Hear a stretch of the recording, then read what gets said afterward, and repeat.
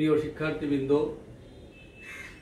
এই কোভিড-19 মহামারীর কারণে শিক্ষা মন্ত্রণালয় কর্তৃক নির্দেশক্রমে ও আমাদের কলেজের অধ্যক্ষ মহোদয়ের ব্যবস্থাপনায় তোমাদের এই অনলাইন ক্লাস কার্যক্রমের ব্যবস্থা করা হয়েছে। আশা করি সবাই ভালো আছো এবং নিয়মিত ক্লাস করছো। গত ক্লাসে তোমাদের আমি পরিবর্তনশীল বল দ্বারা কৃত কাজের রাশিমালা প্রতিপাদন করা শিখিয়েছিলাম। আজকে আমরা পদার্থবিজ্ঞান বিষয়ের পঞ্চম অধ্যায়ের শক্তি সম্পর্কে আলোচনা করব। শক্তি কি? যার যত শক্তি আছে সে তত বেশি কাজ করতে পারে। কোনো যন্ত্র বা কোনো বস্তুর কাজ করার সামর্থ্যকে শক্তি বলা হয়। শক্তি পরিমাপ করা হয় সর্বমোটকৃত কাজের পরিমাণ দ্বারা। যে বস্তুর বা যে যন্ত্রের শক্তি যত বেশি সে তত বেশি কাজ করতে পারে। কোনো বস্তু বা কোনো যন্ত্র সর্বমোট যে পরিমাণ কাজ করে সেই সর্বমোটকৃত কাজের পরিমাণ দ্বারা শক্তি পরিমাপ করা হয়। যেহেতু শক্তি পরিমাপ করা হয় কৃত কাজ দ্বারা, সেহেতু কাজ ও শক্তির একক একই, অর্থাৎ জুল। কাজের এককও জুল, শক্তির এককও জুল। কেমন? তো গত ক্লাসে আমরা পরিবর্তনশীল বল দ্বারা কাজের যে রাশিমালা নির্ণয় করেছিলাম, সেখানে কাজের ক্ষেত্রে দেখছিলাম যে শক্তির একক হলো জুল। 1 নিউটন বল প্রয়োগে যদি বস্তু সরণ 1 মিটার হয়, তাহলে কৃত কাজের পরিমাণকে 1 জুল বলা হয়। শক্তির এককও জুল, যেহেতু শক্তি পরিমাপ করা হয় কৃত কাজ দ্বারা। আমরা এই মহাবিশ্বের শক্তি বিভিন্ন রূপে পেয়ে থাকি। যেমন যখন এই পাখা ঘোরে, বিদ্যুৎ শক্তিটা যান্ত্রিক শক্তিতে রূপান্তরিত হয়। বিদ্যুতের কারণে যখন এই বৈদ্যুতিক লাইটগুলো জ্বলে, এখানে বিদ্যুৎ শক্তিটা তাপশক্তি আলোক শক্তিতে রূপান্তরিত হয়। আবার আমরা দেখি যে ফুয়েল দগ্ধ হয়ে গাড়ি চলে, এখানে তাপশক্তিটা যান্ত্রিক শক্তিতে রূপান্তরিত হয়। এরকম শক্তি বিভিন্ন রূপে বিরাজমান। তো মহাবিশ্বে মোট শক্তিটাকে আমরা বিভিন্নভাবে ভাগ করে থাকি। যেমন যান্ত্রিক শক্তি,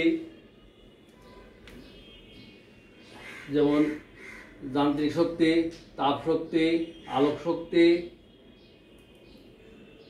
চুম্বক শক্তি, পারমাণবিক শক্তি, রাসায়নিক শক্তি ইত্যাদি বহুরূপে আমরা শক্তিকে দেখে থাকি। এখন এই যান্ত্রিক শক্তিটাকে আমাদের সিলেবাসে যান্ত্রিক শক্তি সম্পর্কে আছে। তা আমরা এই যান্ত্রিক শক্তি নিয়ে বিস্তারিত আলোচনা করব। যান্ত্রিক শক্তি হলো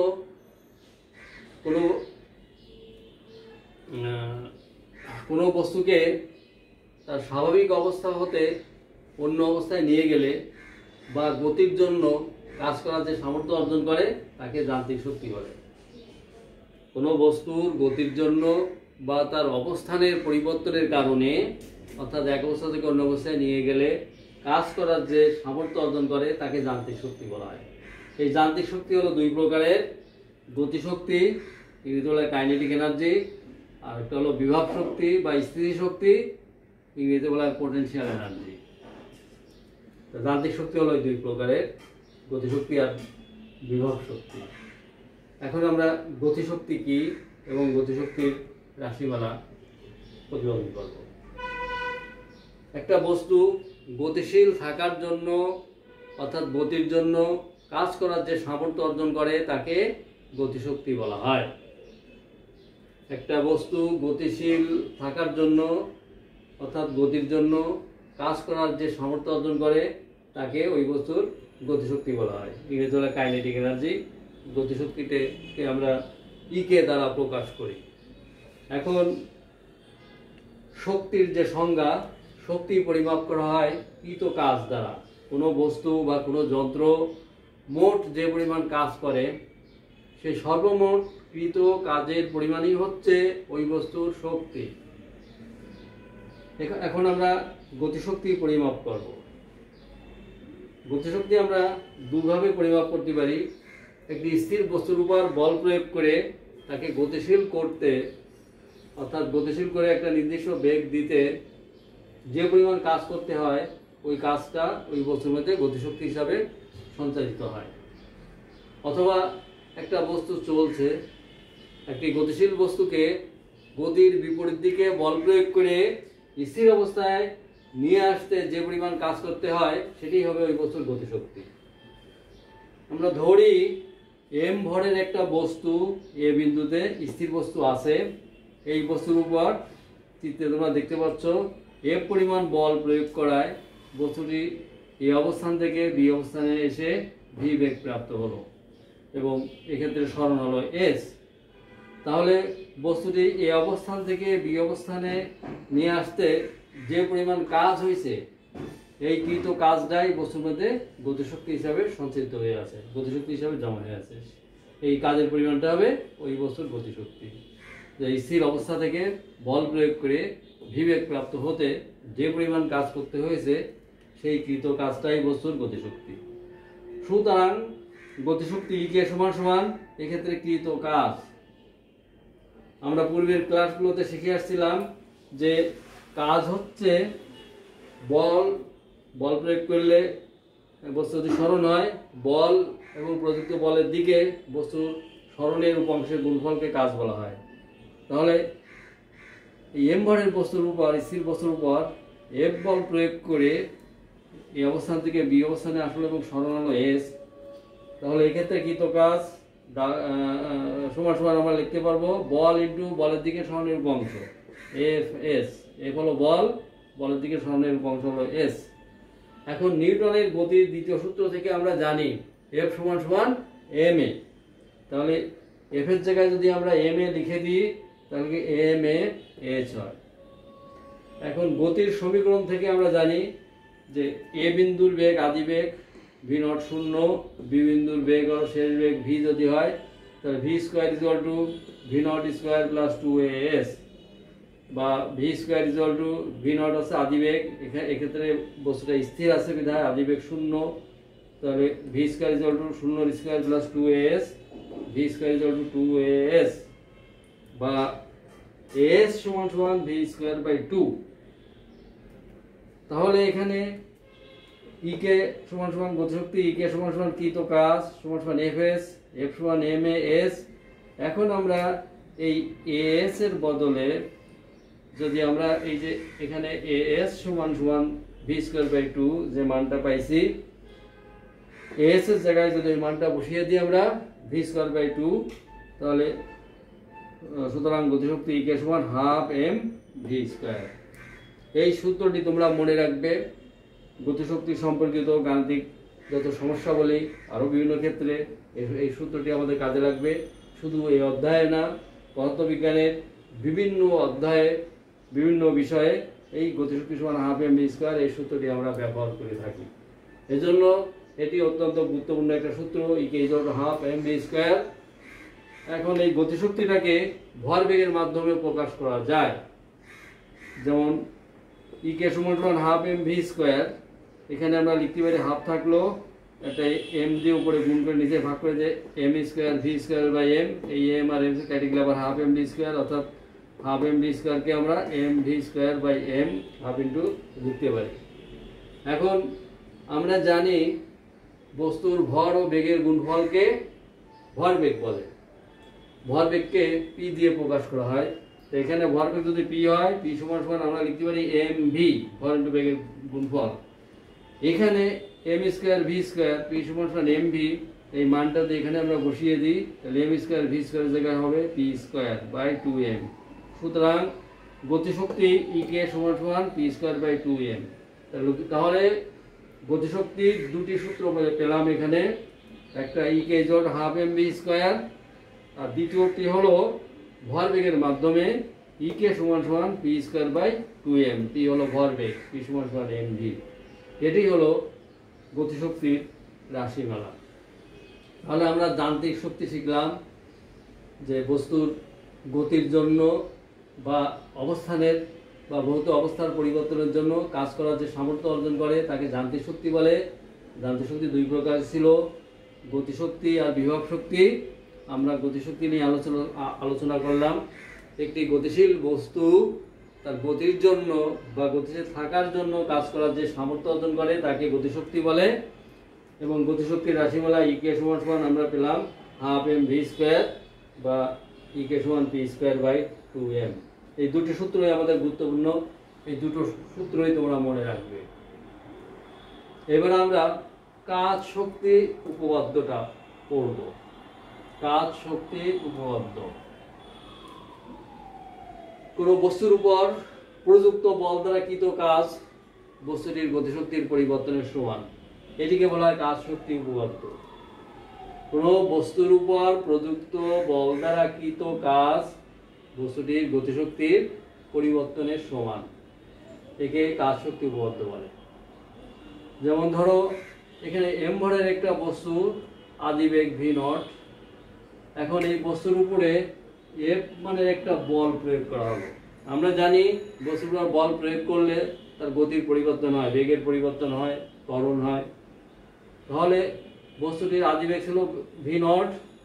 এখন বস্তুর উপর যখন এফ বল প্রয়োগ করা হলো তখন এ থেকে বি অবস্থানে এসে তার বেগ পরিবর্তিত হয়ে ভি হয়ে গেল এবং এ থেকে বি পর্যন্ত সরণটুকু হলো এস। তাহলে ভি নট আদিবেগ, ভি শেষ বেগ আমরা বলতে পারি। সুতরাং বস্তুটির আদি গতিশক্তি আমরা কে নট দিয়ে প্রকাশ করলাম। কে নট সমান half m v naught square. শেষ গতিশক্তিকে যদি কে দিয়ে প্রকাশ করি, কে সমান হাফ এম ভি স্কোয়ার। একটু আগে আমরা শিখেছি গতিশক্তি সমান হাফ ইন্টু ভর ইন্টু বেগের বর্গ। ওই সূত্র অনুসারে আদি গতিশক্তি কে নট সমান হাফ এম ভি স্কোয়ার, শেষ গতিশক্তি K is equal to half m v square. এখন গতিশক্তির পরিবর্তন, তাহলে গতিশক্তির পরিবর্তনটাকে আমরা ডেল কে দিয়ে প্রকাশ করলাম। তাহলে ডেল কে সমান সমান লিখতে পারি কে মাইনাস কে নট, অর্থাৎ শেষ গতিশক্তি মাইনাস আদি গতিশক্তি। এটা হলো গতিশক্তির পরিবর্তন। গতিশক্তির পরিবর্তনটাকে আমরা ডেল কে দ্বারা প্রকাশ করেছি। ডেল কে সমান সমান হবে কে মাইনাস কে নট, অর্থাৎ গতিশক্তির পরিবর্তন সমান শেষ গতিশক্তি মাইনাস আদি গতিশক্তি। এখন কে এর মানটা যদি এখানে আমরা বসাই, কে সমান ছিল হাফ এম ভি স্কোয়ার, তাহলে half m v square minus k naught এর মান half m v naught square, half m v naught square. তাহলে ডেল কে অর্থাৎ গতিশক্তির পরিবর্তনটা আমরা এটা পেলাম। এখন বল প্রয়োগ করলে সরণ হলে সেক্ষেত্রে কিছু কাজ হয়। এ বল প্রয়োগ করায় বস্তুটি এই অবস্থান থেকে সরে বি অবস্থানে আসলো, অর্থাৎ এক্ষেত্রে কিছু কাজ হয়েছে। তাহলে প্রযুক্ত বল দ্বারা কৃত কাজ ডাব্লিউ সমান সমান আমরা কাজের সংজ্ঞা থেকে জানি প্রযুক্ত বল এবং বলের দিকে সরণের উপাংশের গুণফলকে কাজ বলা হয়। তাহলে কাজের সংজ্ঞা থেকে জানি বস্তুটি যেহেতু এই অবস্থান থেকে বি অবস্থানে এসেছে, এখানে সরণ এস, তাহলে কৃত কাজ ডাব্লিউ সমান সমান প্রযুক্ত বল হলো এফ, সরণ হলো এস, তাহলে ডাব্লিউ সমান সমান এস। এখন নিউটনের গতির দ্বিতীয় সূত্র থেকে আমরা জানি ডাব্লিউ সমান এফ এস, এই এফ সমান সমান নিউটনের গতির দ্বিতীয় সূত্রে লেখা যায় এম এ ইন্টু এস। এখন গতির সমীকরণ থেকে এ বিন্দুতে বস্তুর বেগটা হলো আদিবেগ ভি নট, আর বি বিন্দুতে বেগটা হলো ভি। তাহলে ভি স্কোয়ার সমান V naught square plus 2s। এই ভি নট স্কোয়ারটাকে লেফট হ্যান্ড সাইডে নিয়ে আসো, V square minus v naught square সমান 2s। এখান থেকে আমরা as এর মান বের করলি v square minus v naught square by 2 লিখতে পারি। কেমন? এখন এই যে w is equal to m a s, এখানে এই as এর জায়গায় as সমান সমান এই যে মানটা আমরা পাইছি ভি স্কোয়ার বাই 2, এই মানটা যদি এখানে বসিয়ে দিই m into v square minus v naught square by 2, এই 2 দিয়ে ভাগ করে আলাদা আলাদা ভাগ করে m দিয়ে গুণ করে দিলে এটাকে আমরা লিখতে পারি half m v square minus half m v naught square. Half m v square minus half m v naught square সমান ডেল কে, অর্থাৎ w is equal to del K. সুতরাং এখানে আমরা বলতে পারি কৃত কাজ প্রযুক্ত বল দ্বারা কৃত কাজ বস্তুটির গতিশক্তির পরিবর্তনের সমান। এটি হলো কাজ শক্তি উপপাদ্য। যে কোনো বস্তুর উপর প্রযুক্ত বল দ্বারা কৃত কাজ বস্তুটির গতিশক্তির পরিবর্তনের সমান। এখানে কাজের আরেকটা একক আছে কিলোওয়াট ঘন্টা।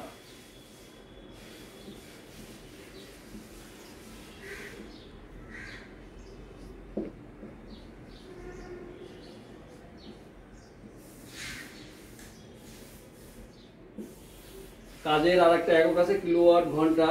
এই এককটা সাধারণত তড়িতের ক্ষেত্রে বেশি ব্যবহার করা হয়। 1 কিলোওয়াট ক্ষমতা সম্পন্ন কোনো যন্ত্র 1 ঘন্টায় যে পরিমাণ কাজ করে তাকে 1 কিলোওয়াট ঘন্টা বলা হয়। 1 কিলোওয়াট ক্ষমতা সম্পন্ন কোনো যন্ত্র 1 ঘন্টায় যে পরিমাণ কাজ করে তাকে 1 কিলোওয়াট ঘন্টা বা কিলোওয়াট আওয়ার বলা হয়।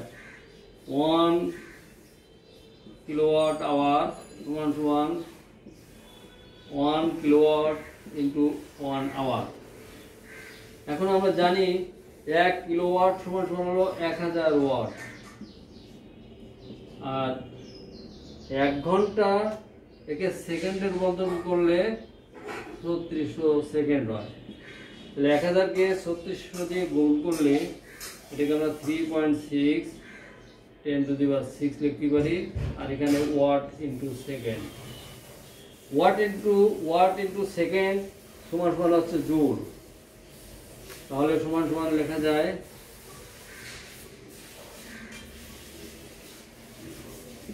3.6 10 টু দি পাওয়ার 6 জুল। এখান থেকে একটা রিলেশন পেলে, অত্যন্ত গুরুত্বপূর্ণ একটা সম্পর্ক। 1 কিলোওয়াট আওয়ার সমান 1 কিলোওয়াট ঘন্টা সমান 3.6 গুণ 10 টু দি পাওয়ার 6 জুল। তোমাদের এমসিকিউ প্রশ্ন হিসাবে অনেক সময় পরীক্ষায় আসে যে 1 কিলোওয়াট ঘন্টা কত জুলের সমান। এটা তোমরা মনে রাখবে, 1 কিলোওয়াট আওয়ার সমান 3.6 10 টু দি পাওয়ার জুল। তাহলে আজকে আমরা পঞ্চম অধ্যায়ের শক্তি সম্পর্কিত আলোচনা করলাম। কোনো যন্ত্র বা বস্তুর কাজ করার সামর্থ্যকে শক্তি বলা হয়। যার শক্তি যত বেশি সে তত বেশি কাজ করতে পারে, এবং শক্তি বিভিন্ন রূপে পাওয়া যায় সেটা আমরা দেখলাম। যান্ত্রিক শক্তি, তাপ শক্তি, শব্দ শক্তি, আলোক শক্তি, তড়িৎ শক্তি,